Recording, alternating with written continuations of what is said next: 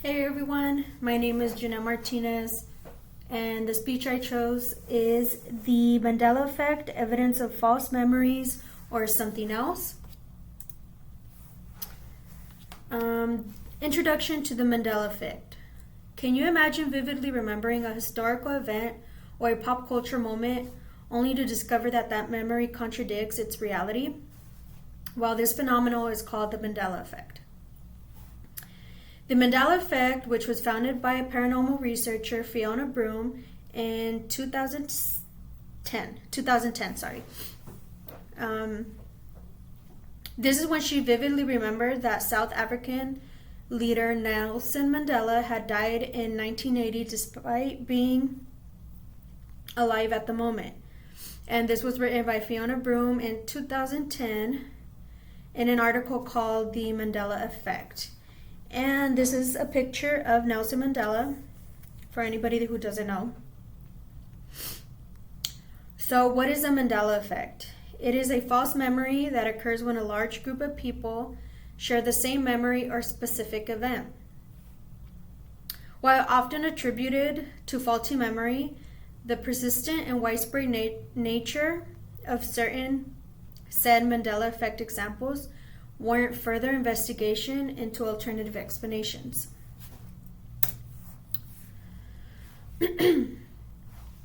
So, evidence of false memory. Cognitive psychology offers a compelling explanation for the Mandela effect based on how our brains store and retrieve information. So, false memory formation. Our brains can create false memories through various mechanisms. False memories can occur when misleading information is provided. So some studies have suggested this happens as a result of inflating your own imagination and the way you might receive false feedback. So for example, if someone tells you enough times they remember an event a specific way, even if it didn't happen, your brain may conceive you to believe the same memories. And this is called memory implantation. And this was written by the Cleveland Clinic in June 21, 2024. And their article was called The Mandela Effect, How False Memories Trick Your Brain into Believing.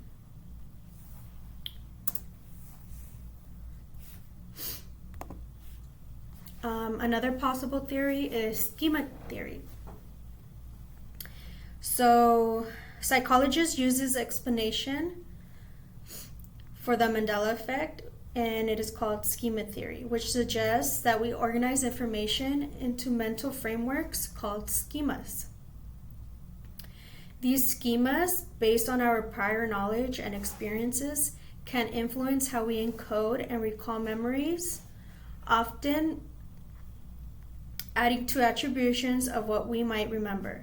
And this was written by Bartlett FC in 1932, and their article was called Remembering, a Study in Experimental and Social Psychology, and it was posted by the Cambridge University Press. And examples of the Mandela effect. So I'm pretty sure almost everyone here has played the classic board game Monopoly.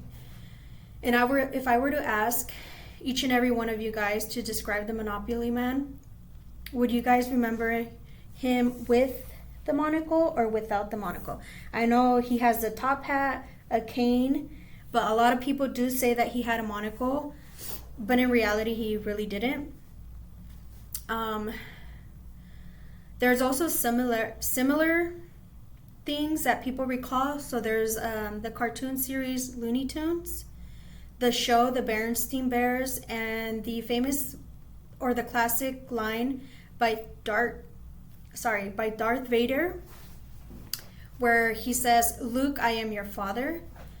But in reality, the show of Looney Tunes is spelled Tunes, and I'm sorry, let me give you guys an example. So Looney Tunes and Looney Tunes. So me growing up, I specifically remember Looney Tunes being spelled Toons, but in reality it's Tunes. And then with the Berenstain Bears, I vividly remember because I remember watching this show as a kid. So many people do remember it being called the Berenstain with Stein, but it's actually Berenstain Bears. And then I did add another one that a lot of people do remember, which is the Fruit of the Loom logo. A lot of people remember it with the cornucopia, but in reality it doesn't have a cornucopia. So how many of you guys remember it either way? So other causes other causes of the Mandela effect.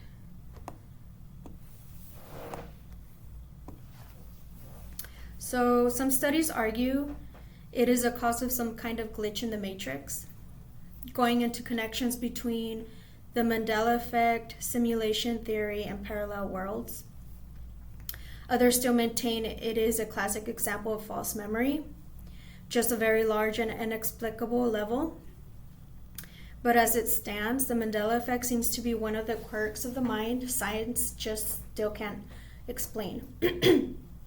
And this was written in an article called The Mandela Effect, How Do Collective Memories Work, in December 2nd, 2023 by Psychology Today. And in conclusion, the Mandela effect, while often explained by memory biases and the complexities of human cognition, it presents compelling cases that challenge our understanding of reality and the nature of memory itself. Whether a product of our minds or a glimpse into something more profound, the Mandela effect serves as a reminder to question our assumptions, approach the world with curiosity when navigating our memories. And that was the end of my presentation, and I hope to see the rest of your guys' presentations. You guys have a good day.